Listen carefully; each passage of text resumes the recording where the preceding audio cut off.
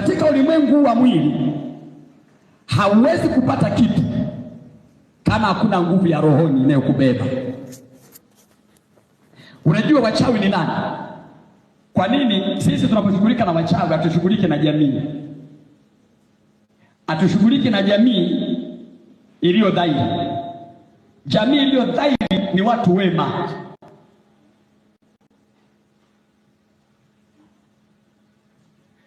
Uchawi ni kosa kutaja, unapomtaja mtu kwa jina fulani wewe mchawi, ina maana hapo umehusika na jamii dhaifu.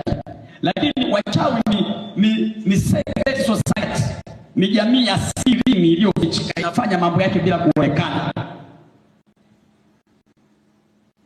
Sio kama kanisa. Kanisa pia ni society, lakini inayoonekana ni visible society.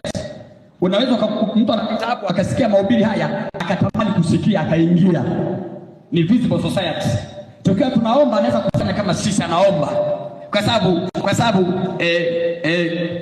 the church is a visible society. Ni jamii inayoonekana iliyo dhahiri. Lakini mchawi hawezi kuroga kiucha, kwa maana hawezi kula nyama ya mtu akiwa anaonekana. Kwa mganga wa kienyeji pia ni secret society. Huwezi kwenda kuvua nguo chanjo chale ukiwa unaonekana, lazima muwe sirini.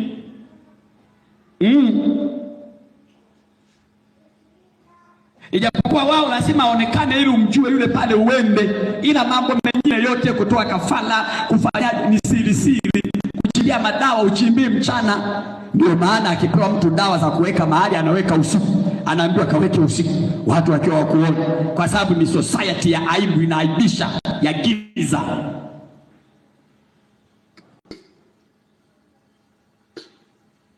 Kama nampenda Bwana Yesu nisikie amen.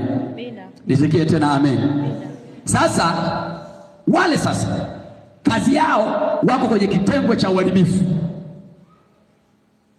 Wako kwenye kitengo cha shetani cha uharibifu, kuharibu mahusiano, kuharibu maendeleo, kuharibu uhai, kuharibu kizazi, kuharibu kazi, kuharibu huduma. Yaani wao ni kitengo cha uharibifu.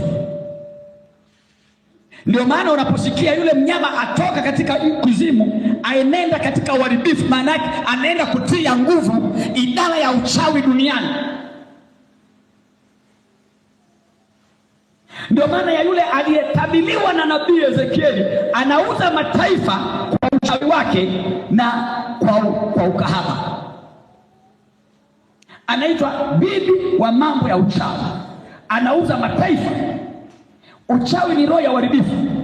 Na yule mnyama anayetajwa hapa atoka katika bahari, naye aenenda katika uharibifu, akaambatana na yule mnyama wa pili. Hawa wanaenda kutia nguvu roho ya uchawi duniani. Na ndio maana imeshaanza sasa hivi. Kila kitu huwezi kupata, kila kitu lazima utumie ushirikina. Watu wengi lazima anaanza, ili upate kikubwa lazima uloge, upate kikubwa lazima uloge. Unajua, lakini tunaomwamini Mungu imeandikwa, tumepita kutoka mautini tumeingia uzimani. Kwa jina la Yesu tuna kila kitu. Kwa jina la Yesu tunapenya. Kwa jina la Yesu tunastawi. Kwa jina la Yesu tunastawi. Kwa jina la Yesu tunapenya. Kwa jina la Yesu tunashinda, na zaidi ya kushinda kwa ulimwengu. Kama unapenda Bwana Yesu nisikie amen. Amina.